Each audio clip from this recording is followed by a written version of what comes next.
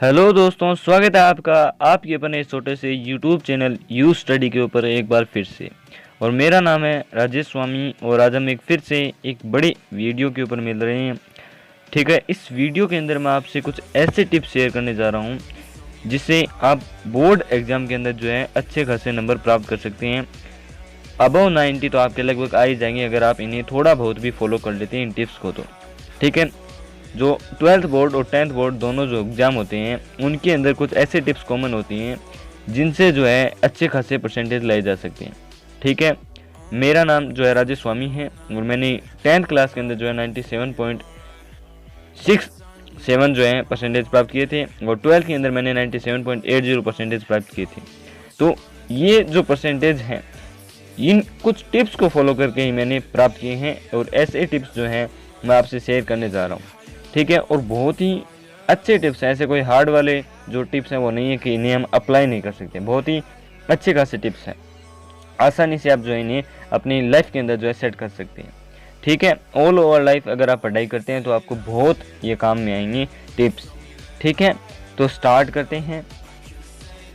पहला जो अपना पहला पॉइंट है वो है फोकस इन क्लास डीपली। यानी आपकी जो स्कूल जो क्लास होती है उसके अंदर एकदम खतरनाक तरीके से आपको फोकस रखना होता है।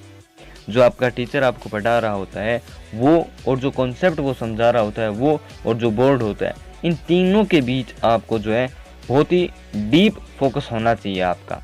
कोई भी ऐसा पॉइंट, कोई भी ऐसी बात जो है वो टीचर के मुंह से निकली और आपके कान में न जाए, ऐसा नहीं होना चाहिए। सारी की सारी बातें आपके दिमाग में जानी चाहिए, बोर्ड पे सारा लिखा हुआ आपकी आंखों में से एक बार जाना चाहिए और सारे के सारे कॉन्सेप्ट आपको एक बार समझ में आने चाहिए। ठीक है, और फिर आप जब उनको बार बार याद करें, उस टॉपिक को दोहराएं, तो उन सब चीज़ों को दोहराएं कि हाँ उस टीचर ने समझाया था। ठीक है, इस तरीके से आपको याद करना होगा। तो क्लास के अंदर आपको एकदम डीपली फोकस रहना है एकदम। अगर कोई कह रहा है तो उसकी मत सुनो, अपने दोस्त वगैरह से बात नहीं करनी है। ठीक है, क्लास के दौरान जब पढ़ाई चल रही हो।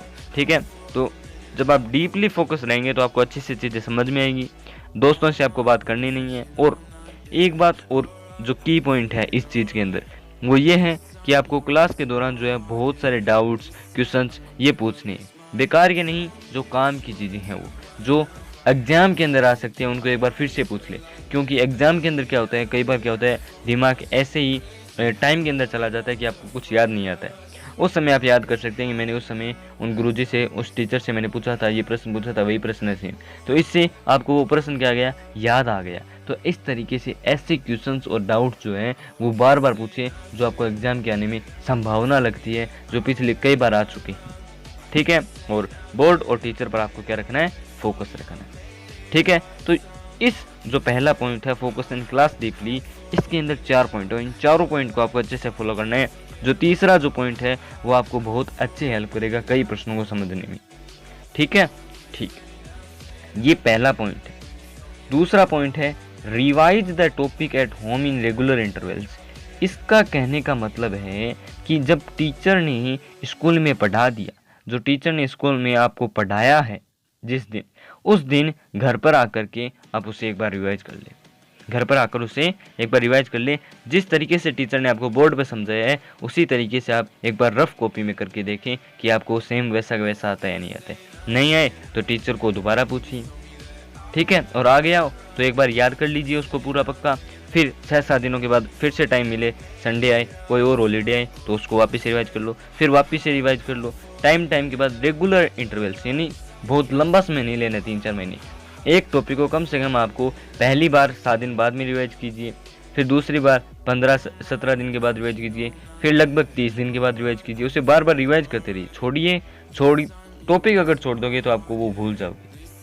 ठीक है ना, तो रिवाइज आपको करना है। और ऐसा हो कि नहीं मुझे ये आता है, मैं इसको याद नहीं करूँगा, तो भैया गए, आपके तो एग्जाम में लग जाएंगे। ठीक है ना, तो आपको ऐसा नहीं सोचने कि मुझे सब आता है, नहीं, मुझे कुछ नहीं आता है, मुझे वापस से रिवाइज करना है। ये थिंक आपको रखनी होगी, तभी आप अच्छे नंबर ला पाएंगे। ठीक है, ऐसा नहीं करना है कि मुझे ये याद है मैं छोड़ दूंगा तो भैया आपके लग जाएंगे एग्जाम में, ऐसा नहीं करना आपको। ठीक है, तो सेकंड पॉइंट जो है वो भी मोस्ट इम्पोर्टेंट पॉइंट है। थर्ड जो पॉइंट है वो आपका बहुत ही इम्पोर्टेंट पॉइंट है, वो पहले दोनों पॉइंट करने के बाद भी अगर आपने तीसरा पॉइंट नहीं किया तो भैया एग्ज़ाम में हड़बड़ा जाओगे, एग्ज़ाम में हड़बड़ा जाओगे, घबरा जाओगे। अगर आपने पहले 2 पॉइंट कर लिए और तीसरा पॉइंट नहीं किया तो भी आप घबरा सकते हैं एग्ज़ाम के अंदर, क्योंकि टेस्ट का जो फोबिया होता है वो ऐसा ही होता है। बोर्ड के नाम से पहले ही बच्चे डर जाते हैं और फिर अगर वो प्रैक्टिस नहीं करते तो वो डर जाएंगे। तो पहले आपको जो है क्लास टेस्ट जो होते हैं, बड़े होते हैं चाहे छोटे होते हैं, चाहे आधे घंटे का हो, चाहे 1 घंटे का हो, चाहे 2 घंटे का हो, चाहे 3 घंटे का हो, सारे टेस्ट आपको अटेम्प्ट करने होते हैं। आपकी चाहे कोई भी मजबूरी हो, आपको टेस्ट अटेम्प्ट करने चाहिए, जितने भी टेस्ट हो, ठीक है। अगर अच्छे नंबर हो तो वो आपको बढ़ाएगा आगे कि नहीं मेरे अच्छे नंबर आ रहे हैं, मैं ठीक हूँ। और अगर आपके बुरे नंबर आ रही है तो कोई दिक्कत वाली बात नहीं है, उस बात को वहीं पर दिमाग से निकाल दे और ये सोचें कि मुझे और मेहनत और स्ट्रगल करने की ज़रूरत है। ये इम्पैक्ट आपके ऊपर होना चाहिए, ये जो इम्पैक्ट है ये आपके ऊपर होना चाहिए कि भैया नंबर कम आ रहे हैं तो मुझे और मेहनत करने की ज़रूरत है। You have to do struggle and hard work more and more, ठीक है। तो ये बात आपको ध्यान में रखनी होगी जब आपको टेस्ट दें और उसका आपको नंबर सुनाए, रिजल्ट सुनाए, तो आपको ये दोनों जो है कंक्लूड निकालने, ठीक है। और इसको इतना ज़्यादा अगर आपकी क्लास टेस्ट हो रहे हैं तो इसको ज़्यादा दिल पे मत लेना, ठीक है ना। अच्छा है तो ठीक है, अच्छा है तो उसको वापस याद ही नहीं करना है, एक बार प्रश्नों को देख लो और उसको रख दो, वापस देखना ही नहीं है। और बुरे आए तो भी आपको दोबारा नहीं देखना है, एक बार देख लो कि कहाँ कर कमी रह गई, क्या मैंने गलत किया है, और उसके ऊपर पूरा फोकस कर दो गलती के ऊपर, वो मिस्टेक दोबारा ना हो, ठीक है ना। तो थर्ड पॉइंट भी is the most important point, ठीक है। अगर आपने पहले 2 पॉइंट को फॉलो किया and you don't follow the third point, then आप जो है एग्जाम में आपके लग सकते हैं, ठीक है ना। चौथा जो पॉइंट है वो भी मोस्ट इम्पोर्टेंट पॉइंट है, maintain consistency, discipline and determination. आप जब पढ़ाई करें तो आप रेगुलर पढ़ाई करें, ऐसे नहीं एक दिन पूरे 12 घंटे पढ़े, दूसरे दिन पढ़े ही नहीं, फिर वापस एक दिन मोटिवेशन आया 12 घंटे पढ़े, दूसरे दिन 5 घंटे पढ़े, फिर वापस आया 12 घंटे पढ़े, फिर वापस दूसरे दिन 6 घंटे पढ़े। ऐसा नहीं करना है, रेगुलर रखिए, चाहे 6 घंटे ही हो चाहे 4 घंटे ही हो, पर रेगुलर रखना है। रेगुलर की जो पावर होती है ना वो बहुत खतरनाक पावर होती है, ठीक है ना। आप जब बीज जो होता है उसको जब बोते हैं तो आप उसमें एक एक दिन से रेगुलर पानी डालते हैं तो वो बड़ा होता है। ऐसा थोड़ी होता है कि 3 साल के बाद पहले आपने बीज बो दिया, फिर 3 साल के बाद आपने साथ में ही पूरा का पूरा टैंकर जो है पानी उसके ऊपर डाल दिया तो वो बड़ा हो गया, ऐसा नहीं होता ना। रेगुलर की पावर ही अलग होती है, रेगुलर की जो पावर होती है वो बहुत खतरनाक पावर होती है, ठीक है। आप कभी जब सामना होगा ना आपका तब आपको समझ में आ जाएगी क्या पावर होती है रेगुलर की। तो consistency is the most important thing.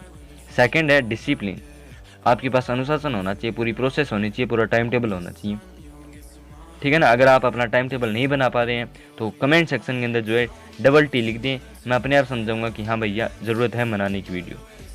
और डिटर्मिनेशन आपका होना चाहिए कि भैया 90% से तो ऊपर जाना ही है किसी भी हालत में, ठीक है। आपको जान लगा देनी है पूरी, पर जान देनी नहीं, पूरी की पूरी इस चीज़ के अंदर आपको क्या लगा देनी है, जान लगा देनी है, पर देनी नहीं है भैया, देंगे नहीं हम, ठीक है ना। पूरी की पूरी अपनी मेहनत इसके ऊपर लगा देंगे, इस एम को, ठीक है।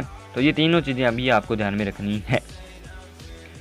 पांचवा जो पॉइंट है वो भी एक बहुत ही अच्छा टॉपिक है, पॉइंट है प्रैक्टिस करनी है आपको राइटिंग की और एक्सप्रेस आइडियाज़। जो आपके लैंग्वेज जो सब्जेक्ट्स होते हैं लाइक हिंदी है, इंग्लिश है, ठीक है, संस्कृत है, उनके अंदर आपको लिख लिख कर प्रैक्टिस करनी होती है, क्योंकि उनके अंदर क्वेश्चंस ऐसे कैसे छपे हुए नहीं आते हैं, उनमें वो है क्रिएटिव देखता है, वो बनाता है क्वेश्चंस कि अगले की सोच क्या है, उस क्वेश्चन को देखकर आपको जवाब देना होता है। तो आप लिखने की प्रैक्टिस कीजिए, हर प्रकार के क्वेश्चन देखिए, उनको लिख लिख करके प्रैक्टिस कीजिए कि भैया मैं सही उत्तर दे पा रहा हूँ या नहीं दे पा रहा हूँ।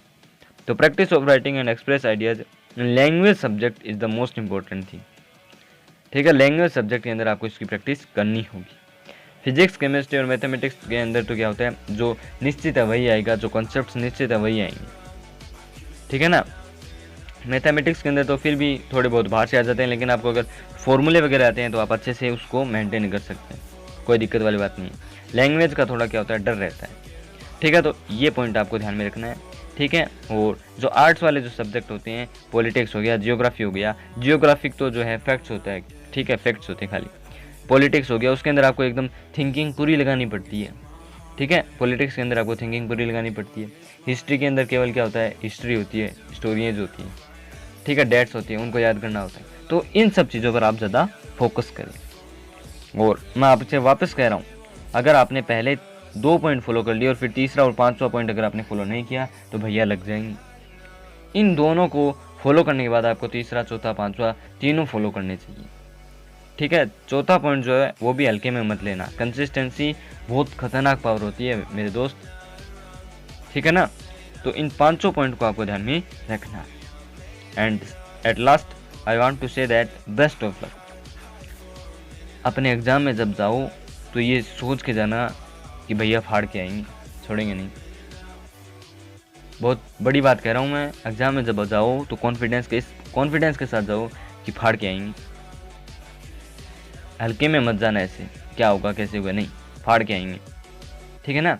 और अगर आपको ऐसा लगता हो कि मैं टाइम टेबल अपना सेट नहीं कर पा रहा हूँ तो आप कमेंट सेक्शन के अंदर TT लिख दें, मैं अपने आप समझाऊंगी भैया ज़रूरत है।